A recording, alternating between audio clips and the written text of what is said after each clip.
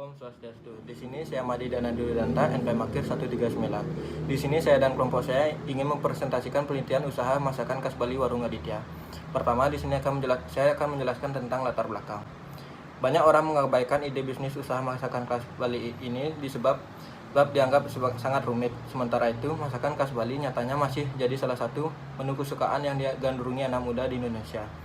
Dikarenakan usaha masakan khas Bali ini biasa dinikmati di pagi hari untuk sarapan. Kenapa masakan khas Bali ini masih begitu eksis di Indonesia, terutama di Pulau Bali sampai saat ini? Perihal ini diakibatkan oleh tren pasar, di mana banyak anak muda dan dewasa muda yang suka berangkat bersama sahabat mereka untuk sarapan bersama. Pastinya mereka mencari tempat makan yang mempunyai ciri khas daerah, karena jika sarapan menggunakan makanan yang mempunyai ciri khas membuat orang-orang bersemangat untuk memulai hari. Disinilah letak kesuksesan masakan khas Bali terletak. Masakan khas Bali yang dibuat memakai rempah-rempah yang berasal dari negara Indonesia ini membuat rasa masakan pada masakan khas Bali ini menciptakan citra rasa yang ciri khas. Lebih lezat lagi dihidangkan dengan tipat. Tidak cuma itu saja, masakan khas Bali biasa disajikan dengan kuah yang berisikan sayur Jepang dan berisikan ceker. Pastinya memanjakan lidah di pagi hari sebelum memulai beraktivitas, serta untuk harga tetap ramah di kantong. Mengawali usaha masakan khas Bali ini dapat dianggap sedikit mudah, dikarenakan untuk alat dan bahan sudah tersedia di pasaran. Bahkan nyaris seluruh umat yang berkunjung ke Pulau Bali ingin mencoba masakan khas Bali yang satu ini. Di sini saya akan melanjutkan tentang aspek hukum. Yang pertama, analisis kesesuaian bisnis dengan hukum. Suatu ide bisnis dinyatakan layak jika ide bisnis tersebut sesuai dengan ketentuan hukum dan mampu memenuhi segala persyaratan perizinan di wilayah tersebut. Dari segi produk yang dihasilkan serta pendirian bisnis ini pastinya tidak melanggar hukum yang berlaku.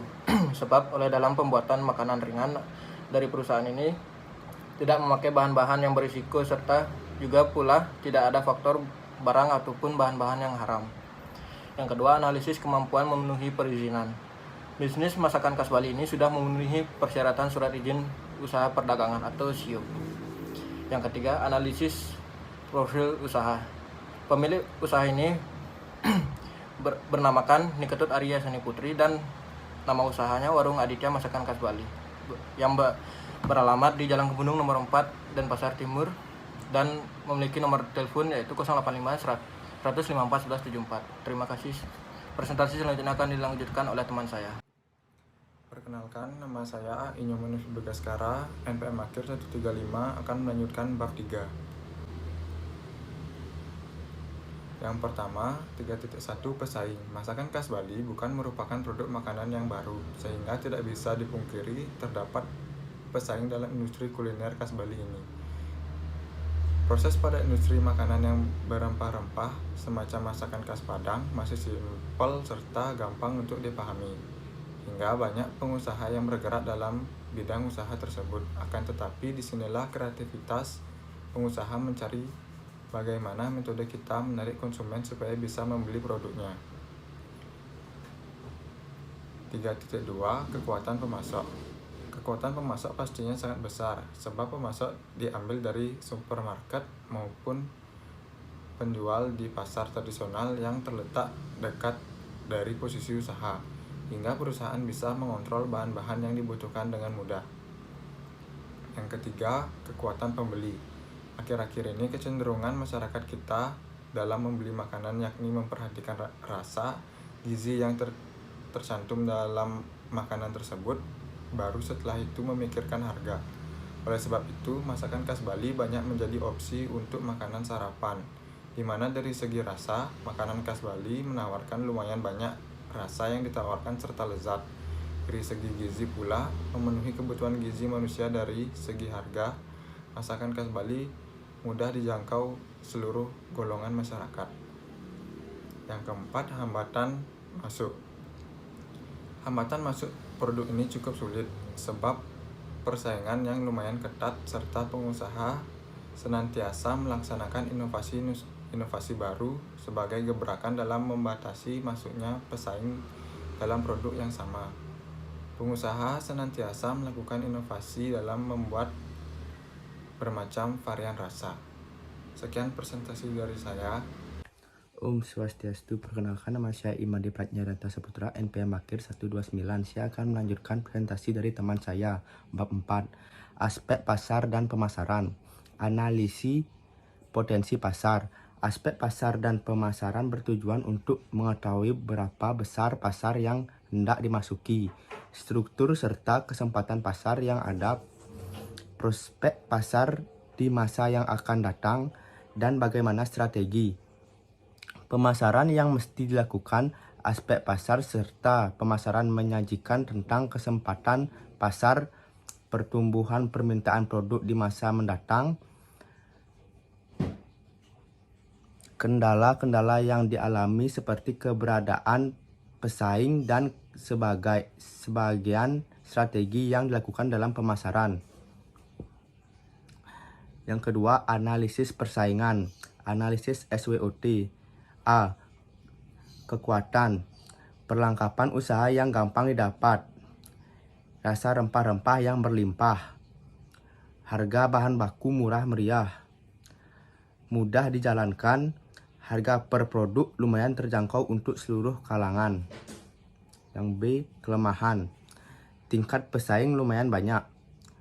Permintaan terhadap produk yang naik turun tidak stabil.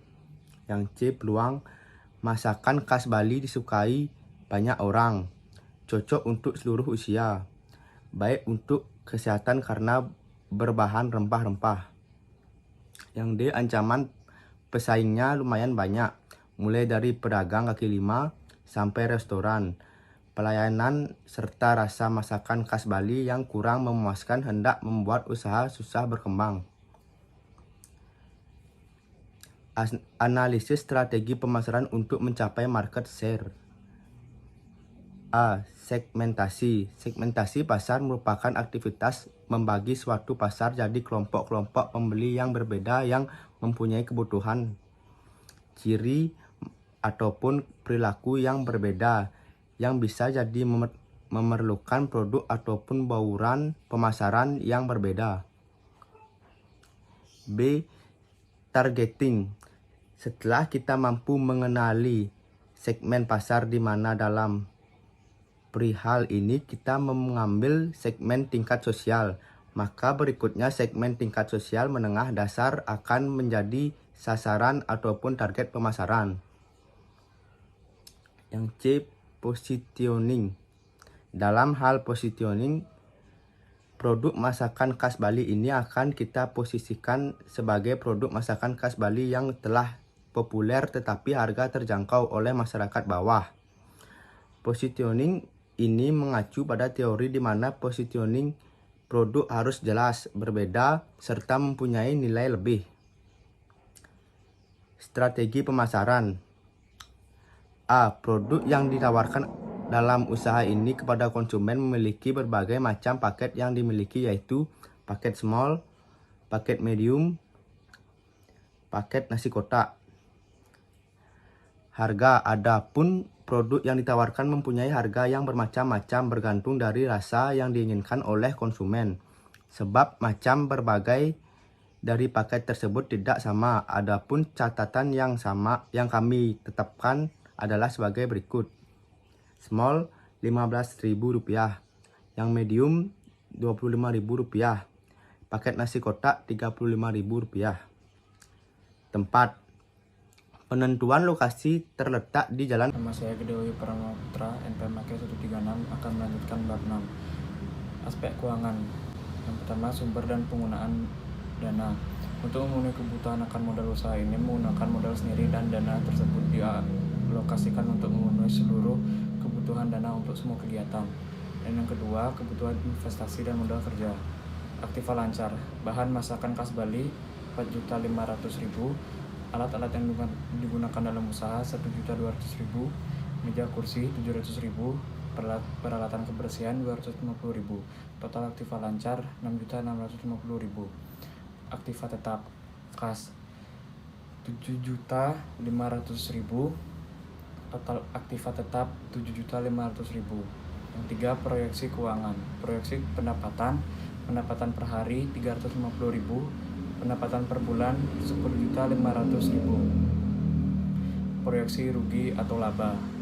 Laba atau rugi pendapatan dikurangi pengeluaran sama dengan 10.500.000 kurang 6.650.000 sama dengan 3.850.000.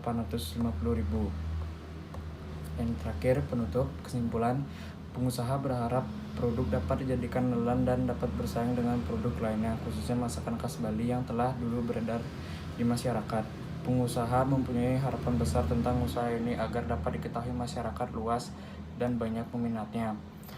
Pengusaha berharap dengan adanya usaha masakan khas Bali ini dapat membangkitkan kewirausahaan bagi masyarakat Indonesia, khususnya generasi muda Indonesia. Karena jika dalam suatu negara memiliki banyak wirausaha, maka niscaya perekonomian negara tersebut akan tumbuh dengan pesat. Saran dari kelompok kami, sebaiknya usaha masakan khas Bali segera paket dengan promo yang menarik untuk memiliki lebih banyak konsumen. Dan yang perlu untuk diperhatikan adalah mengenai bagaimana menjaga masakan khas Bali yang berkualitas. Pelayanan juga menentukan dalam memasarkan produk ini kepada masyarakat. Sekian presentasi dari kami. Terima kasih.